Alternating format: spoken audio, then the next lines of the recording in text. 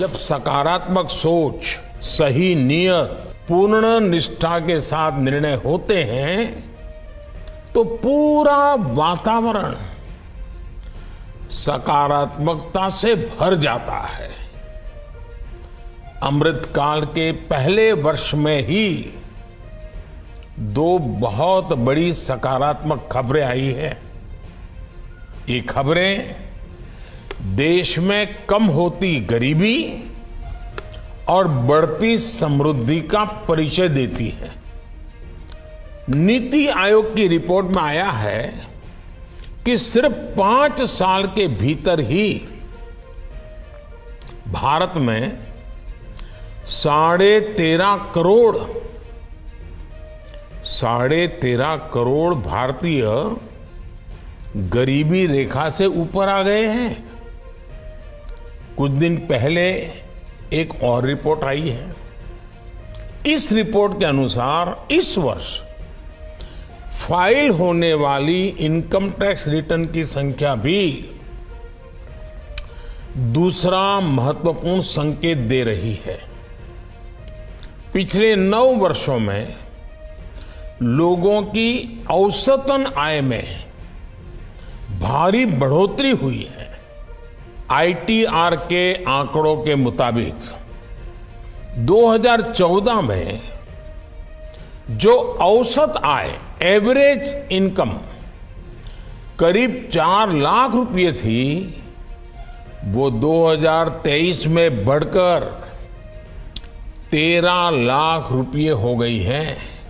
भारत में lower income group से अपर income group में, लोअर इनकम से अपर इनकम ग्रुप में जाने वालों की संख्या भी बढ़ी है। ये आंकड़े उत्साह बढ़ाने के साथ साथ इस बात का यकीन भी दिलाते हैं कि देश के हर सेक्टर को मजबूती मिल रही है और रोजगार के अनेक नए अवसर बढ़ते ही चले जा रहे हैं। पिछले 3 वर्षों में मध्य प्रदेश में करीब 50,000 शिक्षकों की भर्ती हुई है। इसके लिए राज्य सरकार भी बहुत बहुत बधाई की पात्र है। साथियों, आप सभी राष्ट्रीय शिक्षा नीति को लागू करने में भी बड़ी भूमिका निभाने जा रहे हैं। विकसित भारत के संकल्प को सिद्ध करने की दिशा में राष्ट्रीय शिक्षा नीति का बहुत बड़ा योगदान है। इसमें पारंपरिक ज्ञान से लेकर भविष्य की टेक्नोलॉजी तक को समान रूप से महत्व दिया गया है। प्राथमिक शिक्षा के क्षेत्र में नया पाठ्यक्रम भी तैयार किया गया है। एक और बहुत बड़ा काम हुआ है मातृभाषा में पढ़ाई को लेकर। अंग्रेजी न जानने वाले अनेकों छात्रों को उनकी मातृभाषा में पढ़ाई ना कराकर एक तरह से उनके साथ बड़ा अन्याय किया गया था। यह सामाजिक न्याय के विरुद्ध था। अब इस अन्याय को भी हमारी सरकार ने दूर कर दिया है। अब सिलेबस में क्षेत्रीय भाषाओं की पुस्तकों पर बल दिया गया है। देश की शिक्षा व्यवस्था में ये बहुत बड़े बदलाव का आधार बनेगा।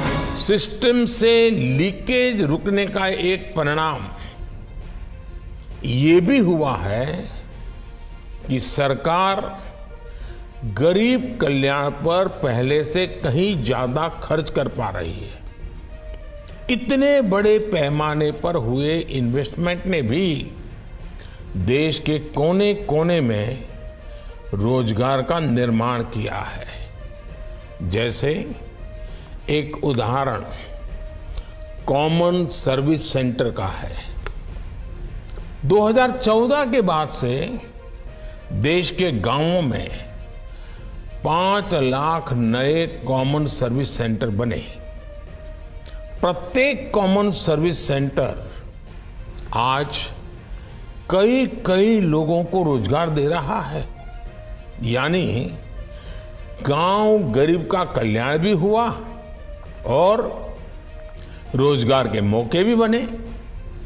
साथियों, आज देश में शिक्षा, कौशल विकास और रोजगार, इन तीनों ही स्तरों पर दूरगामी नीति और निर्णय के साथ अनेकविध इनिशिएटिव लिए जा रहे हैं, अनेकविध काम हो रहे हैं।